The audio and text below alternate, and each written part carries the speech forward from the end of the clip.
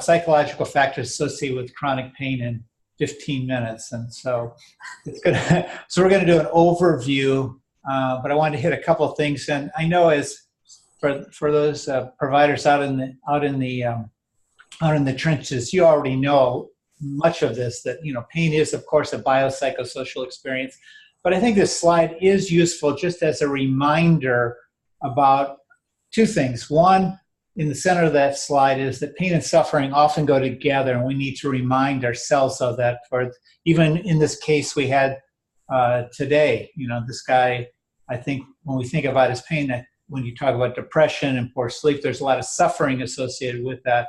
And we have to kind of think about those things as they move together and recognize, of course, that injury, illness, medical interventions available do impact pain and suffering, but there are a myriad of other factors that affect the pain experience as well, from their history to their social situation to their economic situation, their overall health. You know, how do they use self-management strategies or not use self-management strategies? And then, of course, the area that I'm interested in as a psychologist, patients' beliefs and thoughts, perceptions, mood, about the pain experience. So go ahead, next slide. So when we think about pain and the complexity of pain, you know, what should be the focus of treatment? I think when you think about pain in terms of this picture, you know, acutely we tend to focus on nociception and seeing if we can't change pain. But as we deal with chronic pain and the complexity of the chronic pain experience, I think these outer layers of the onion, so to speak, are probably more important. And in fact, for chronic pain, with chronic pain patients, pain itself really only predicts about 10% of the variance in pain-related disability. So if we're thinking about, with chronic pain patients, improving quality of life, improving function, should we be focusing on the inner or the outer layers of the onion? And I'm going to suggest that with many of our chronic pain patients, if we want to improve function, we need to look at pain behaviors and suffering instead. So next slide, please. And this is a nice slide that nicely illustrates this. This was in primary care setting.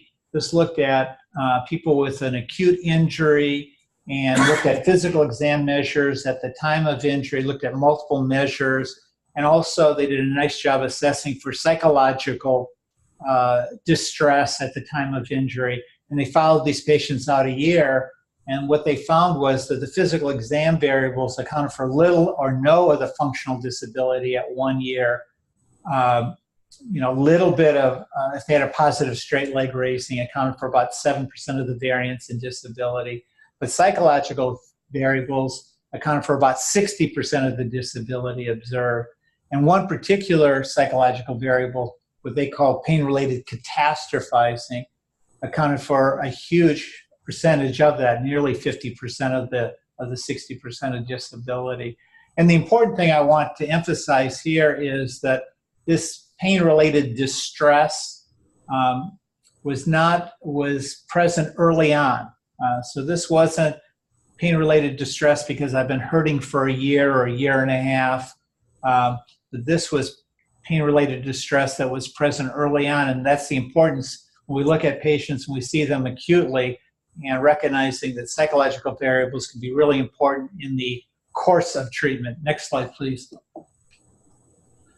So how do these psych factors contribute? This is a nice little model. I don't know if you guys can see it. I hope you can see it, but it basically is thinking about pain-related disability as a phobic behavioral response.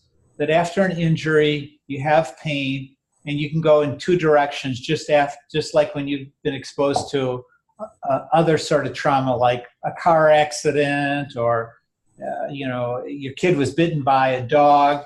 You know, hopefully you have this experience, you experience some appropriate pain, distress, but you move forward, you confront that which is distressing, whether it's getting back in a car or petting a dog or returning to work or improving your function, and you have normal recovery.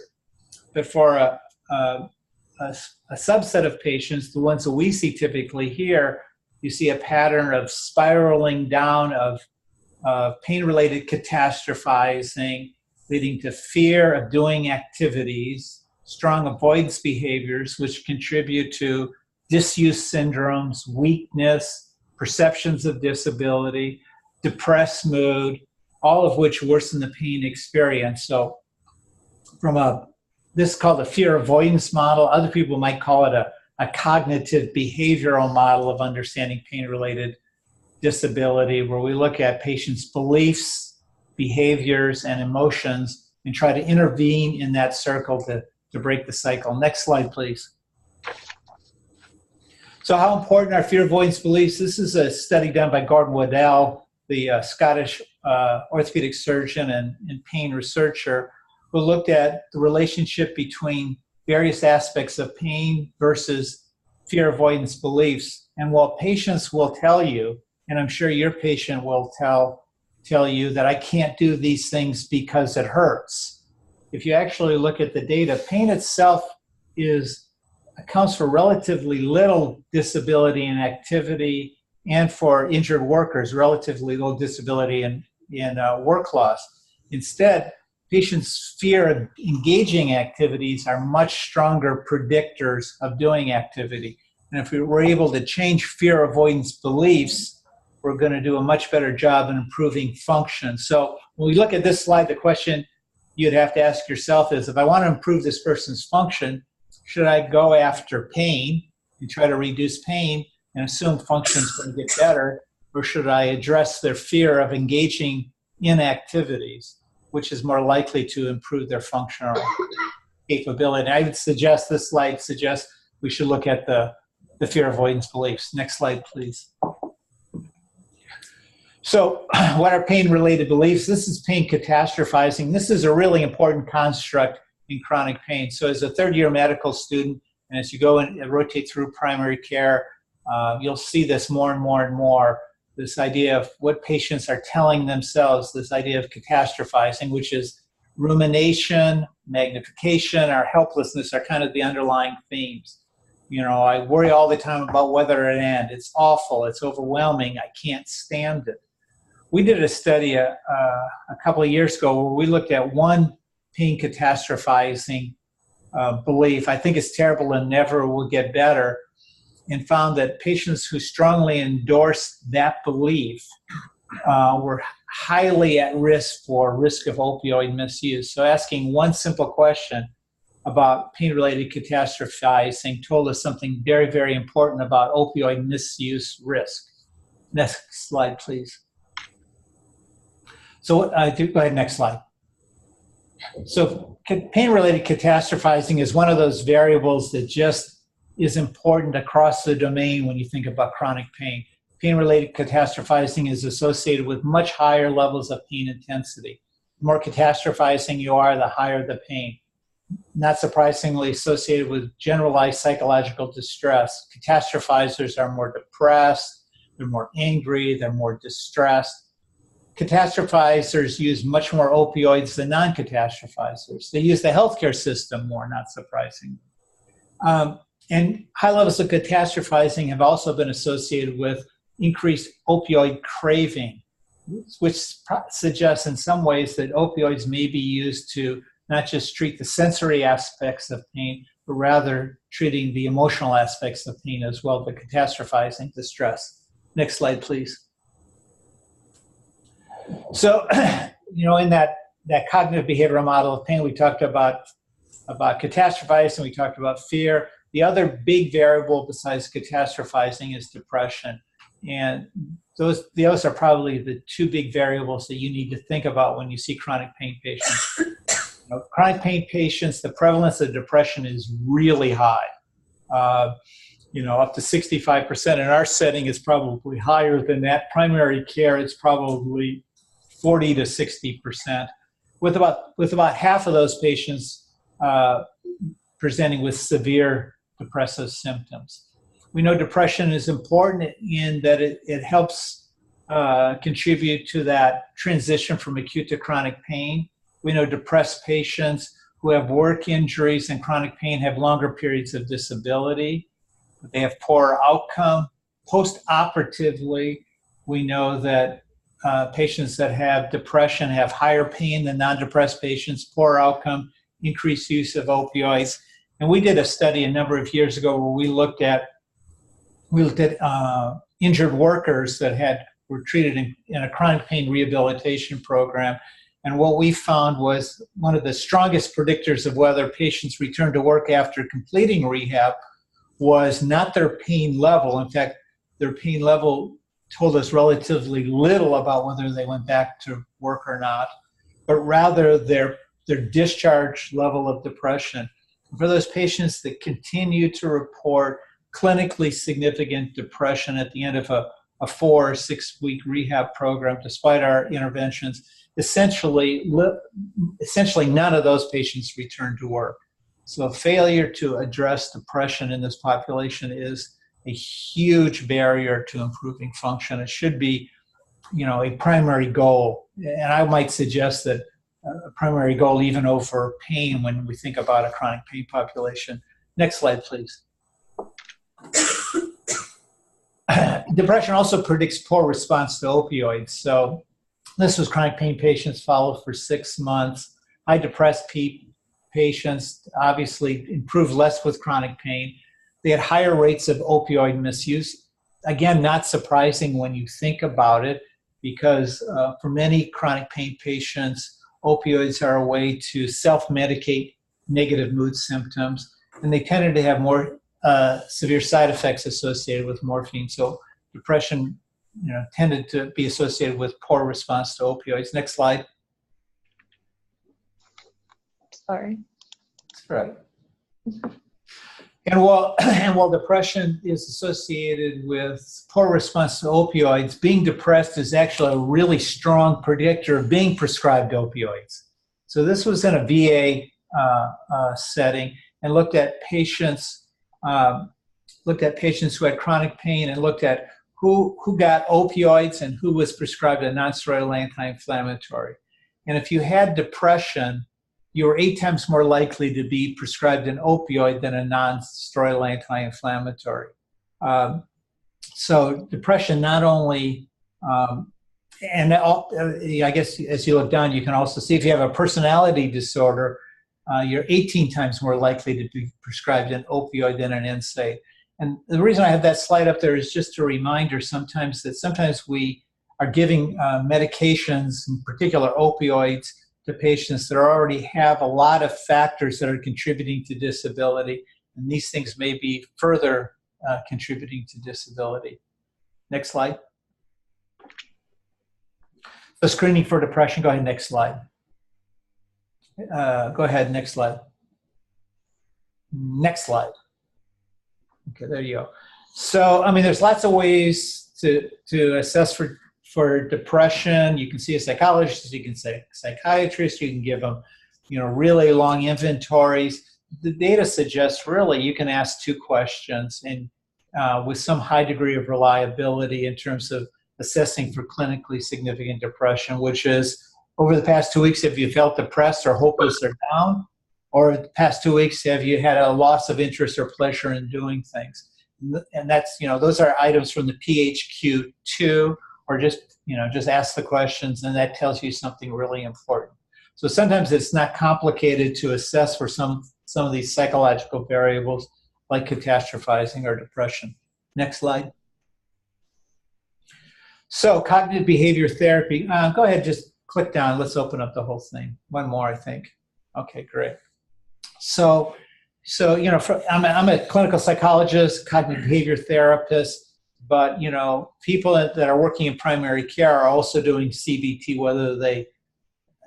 whether they tell themselves they are or not. And there are really 3 things that I think are important when you're in the trenches and doing cognitive behavior therapy. The first is to address pain-related catastrophizing. One of the best ways to do that is to explain pain. Pain is scary, pain is frightening, pain is mysterious to patients. They don't get it. They think something horrible or dangerous is happening. A huge percentage of patients think that, that pain is a sign of danger always. And so that one of the best things that primary care providers can do is reassure, teach them the difference between hurt versus harm. The other piece, so it's reassurance, cognitive restructuring, reframing. The other is referral for strategies that address pain-related anxiety and distress. And that can be things like meditation, relaxation, yoga, anything that reduces CNS arousal. Simple strategies to do that again focuses on self-management.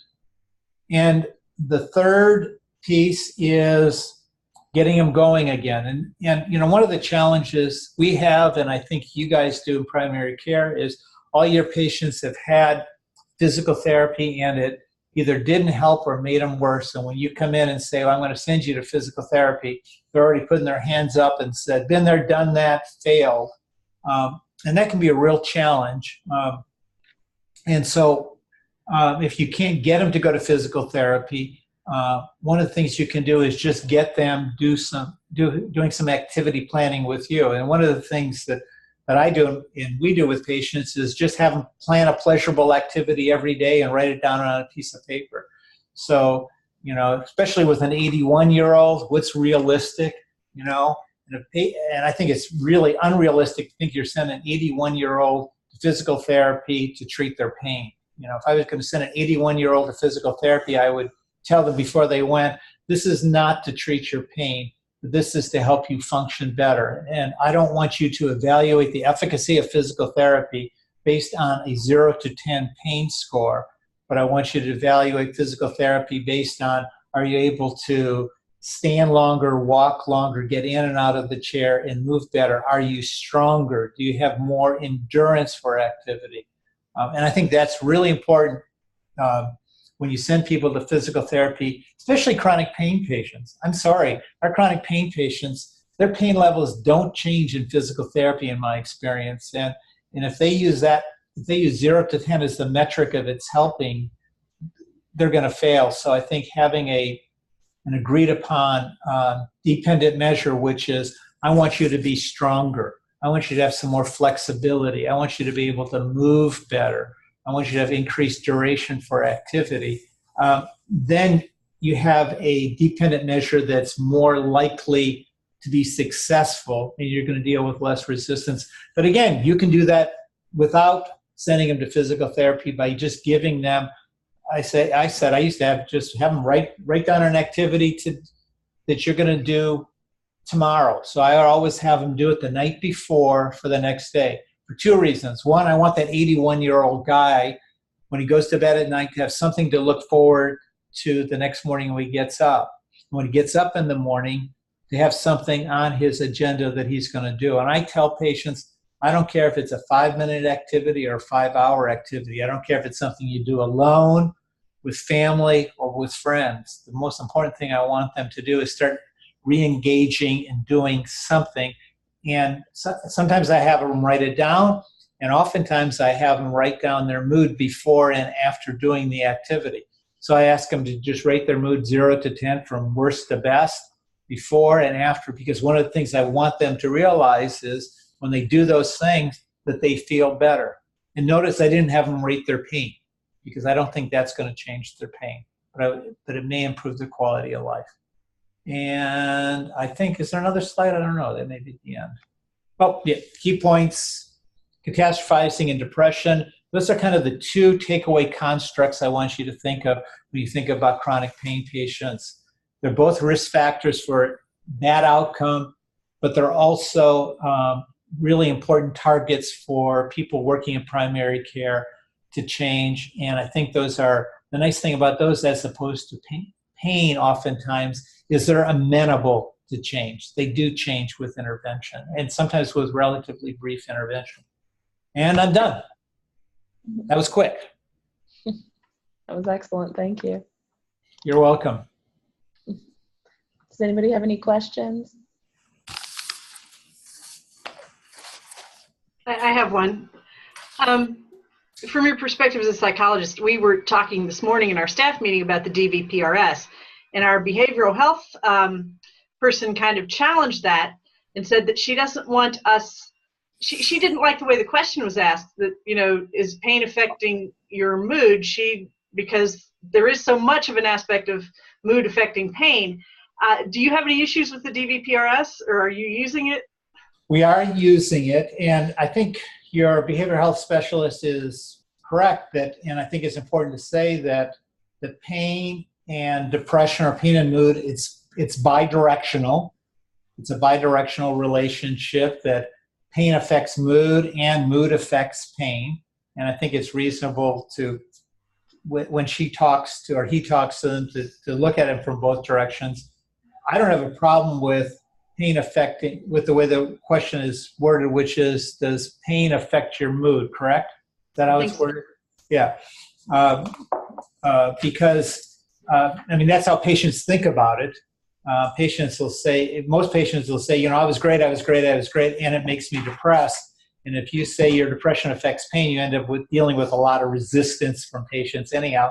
So I'm fine with it. So I've become a fan of the DVPRS, and I can tell you one of the ways we're using it now, and I'm glad you have a behavioral health specialist, because one of the ways we're using it is having our APPs begin looking at the DVPRS and using it as a tool to drive referrals. So not just to say, okay, I'm giving the DVPRS once a week or once a month, and isn't that interesting, and looking at it, and it's going into the chart like a vital, but rather if one of those numbers in those functional areas are in the yellow or red zone, that should automatically trigger a referral to the behavioral health person. So, and as I told them that downstairs, you don't have to think about it, you don't have to do it, just send them, and that patient may come up and say, oh, that was just a bad day, I don't really, I don't feel like this, that's fine, Now we've spent a little time, we can talk a little bit about how they use the DVPRS and what's happening with it. But you're using the DVPRS to drive referrals and send people. If the mood measures up, if the sleep measures up, if the stress measures in yellow or red, it kicks it over to a person who specializes in those areas. And they may have, find a lot of things to work on, or it may be a one-off consultation where you sit down with the patient. And likewise, if activity is really high, like this guy, it's a 10, then we should be doing something and sending him somewhere where we're actually targeting activity. And for us in our center, I hope what that does is drive a referral to our exercise physiologist to work on strategies to decrease the impact of pain on activity, not to decrease pain, but to decrease the impact of pain on activity. So your pain is your number, your pain is your pain, but we're going to have you stronger so you have more tolerance for activity so you can do more of the things you want to do. Does that make sense? Yeah, thank you. Any other questions? Great. Well, anyhow, keep playing with the DVPRS. I find it, as I said, the more I use it, the more I become a fan of it, especially if I use it in a conversation with a patient. So it's not just something that's, done in the waiting area and goes in the chart, but I use it as a tool to drive a conversation with the patient. And again, the psychologist, I have more time. Your behavioral health specialist has more time. You don't. So when you see that up there, say, listen, I see this, I'm concerned, I want you to talk to them. And if they start saying, I don't need to, say, okay, just go talk to them once. And the behavioral health specialist to kind of work it out and see if there's more going on. All right, great, everybody. We can call it. Dr. Gross, thank you for the presentation, and Paula, thank you for the case. Our next chronic pain session is April 4th, and I do want to let everybody know, I know some of you probably got some emails from me, but our ECHO program, West Virginia Project ECHO, is going to be evaluated by the ECHO Institute in the next couple of months to see if we might qualify to be a training center for people starting up ECHO programs and stuff. So it's going to be pretty important that we keep it kind of like our A game and stuff like that. So I just wanted to give everybody a heads up that they might just be showing up and popping in. on that day? Or you know when? They are coming between March 27th and April 11th. Okay, so they could come. Yes. Okay. All right. Thank you Thank all. you.